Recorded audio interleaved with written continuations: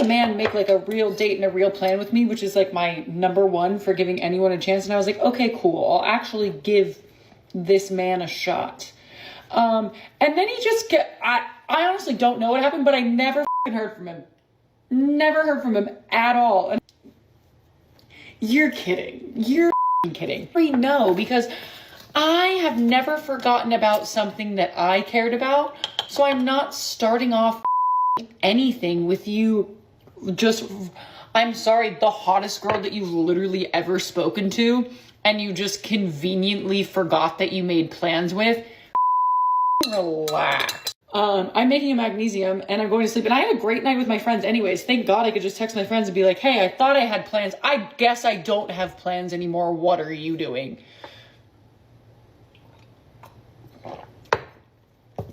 That's all. If you were to ask this woman how many men she ghosted when she was first on the dating market, you would get a word salad that pretty much says that it's completely different when a woman ghosts a man. But when a man ghosts a woman, it's because he's evil. Perfect. Move right along. Have you ever dated an insecure person before? Because that is actual hell, because they put all of their own issues onto you, into your relationship. So if a man wants that, he can go ahead and find it. There are so many insecure women on the planet. I am not one of them.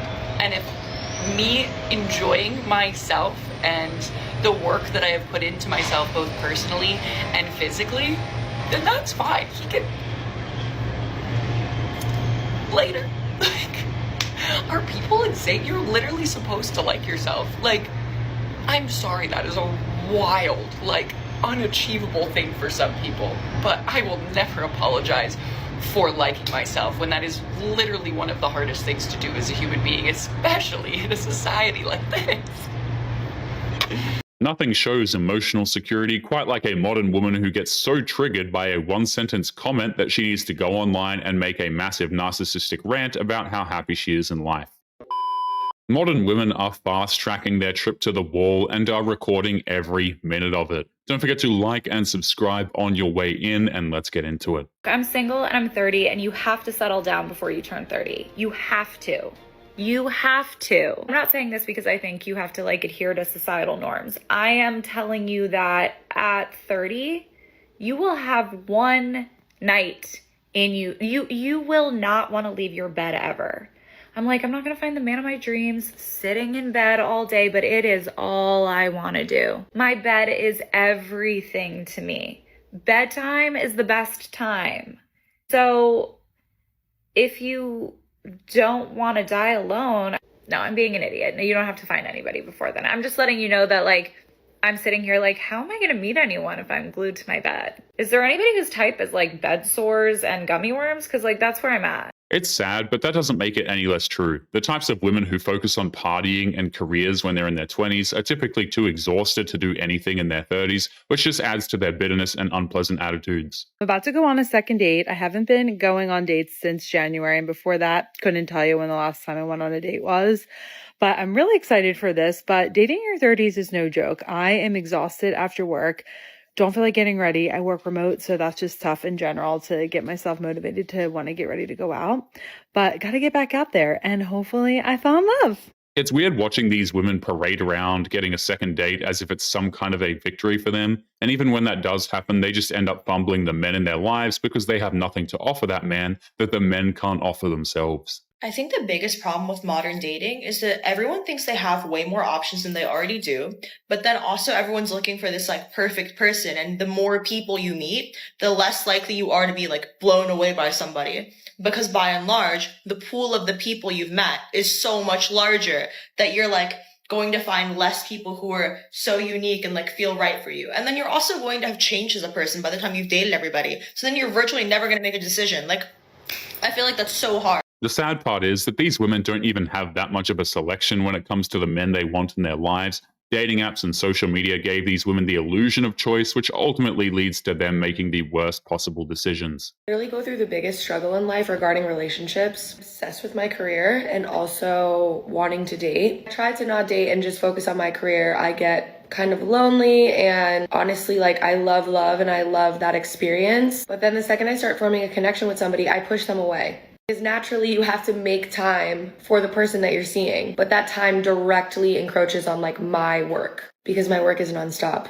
I'm a music artist and a social media content creator. I like start to get irritated and feel like they're being clingy by just asking to hang out. I gotta figure this out, guys. This woman is trying to blame her work for the fact that she's single, but it's deeper than that. She can't bring herself to be close to anybody and pushes them away. She's trying to hide her emotional damage behind her quote-unquote job, which of course nobody is going to believe. Where are we actually meeting men? Like, genuine question, where are you meeting them? Because I work from home, so there's absolutely no chance I'd meet someone at work.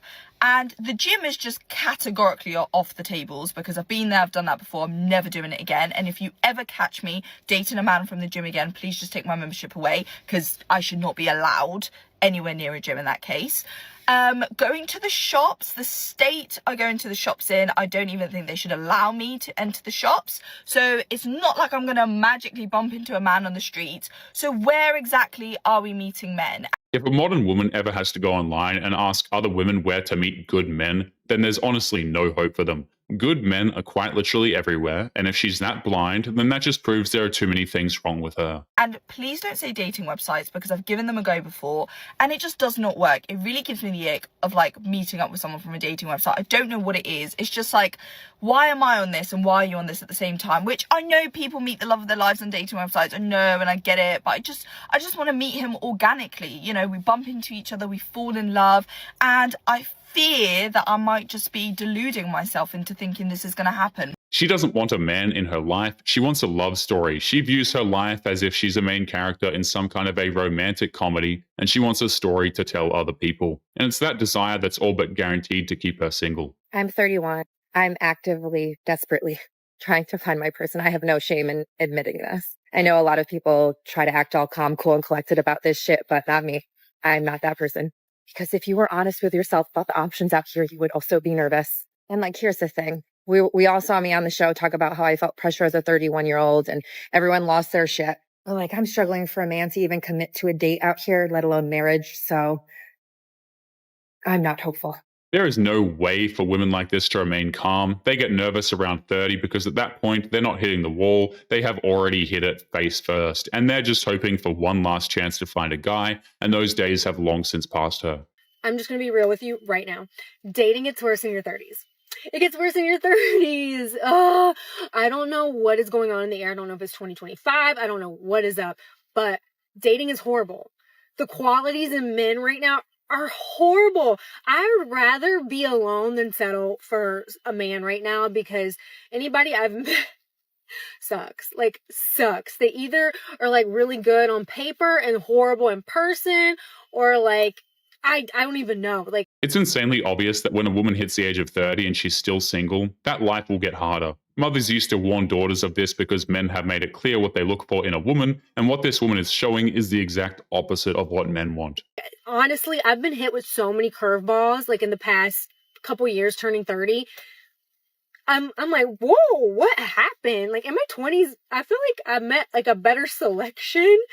But maybe when you get to this age, a lot of people start showing their true colors. I have no idea. But yeah, I'd rather be alone than settle for some of these people. I'd rather be at home with my dogs and no drama than some of these selections out here. But yeah, dating has been probably the worst dating I've ever had has been in my 30s.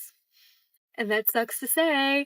But we're going to keep our hopes up that it gets better. If not, you're going to find me on The Golden Bachelor. Like, Lord have mercy. It still hasn't dawned upon her that the most attention a woman will get from men is when she's younger. Men are naturally drawn to youth and fertility. This has been common knowledge for thousands of years, but wisdom is often wasted on these women regardless of their age anyway. 31, I'm single, and I'm not even a little bit chill about it.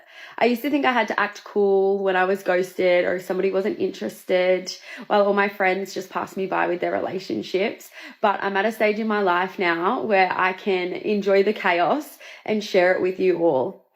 So I'm fully aware that in your late 20s, your 30s, dating can be both lonely, empowering, and most of all, hilarious. The stories I have to share, I share them with my friends, and it's just not enough. I need to get on here and share them with people that are going through the same thing as me. So by day, I work full time, and at night, I actually host singles events. And the saddest part about it is I still come home to my dog, and eat pasta. Dating. It's real. The reason why she wants to share these quote-unquote funny stories is because her friends don't want to listen to her complain about her L's when it comes to dating, so she's going online to complain to the one group who would be willing to listen, random single strangers on the internet.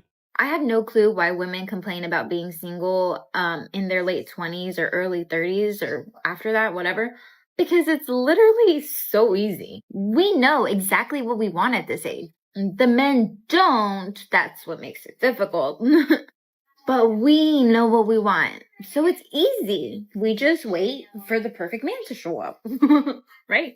It's easy in the sense of we know what we want, so we can just pick and choose who we talk to because we know what we want out of them. Whereas in our early 20s, it was difficult because it was like, I like all of you. Who do I talk to? But now most of us are like, I don't like any of you. I don't like any of you. So it's a 50-50, you know?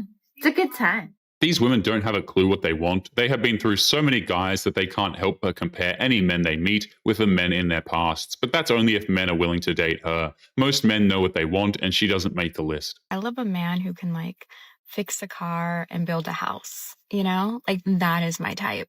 Tell me if you girls can relate, but nothing makes me want a man more than when I'm having car problems. No, but seriously, all of a sudden all of my standards and things I'm picky about go out the window, and I just need a man, and I need him in that moment, you know? She just wants a man who will fix things that she breaks. Even when she's lonely, she can't even see men as anything more than glorified service providers. But anyway, guys, we are going to be leaving today's episode there. Don't forget to subscribe on your way out. Click this video that's up on the screen now if you want to see more. Take care of yourselves, and I will see you all in the next one. Peace.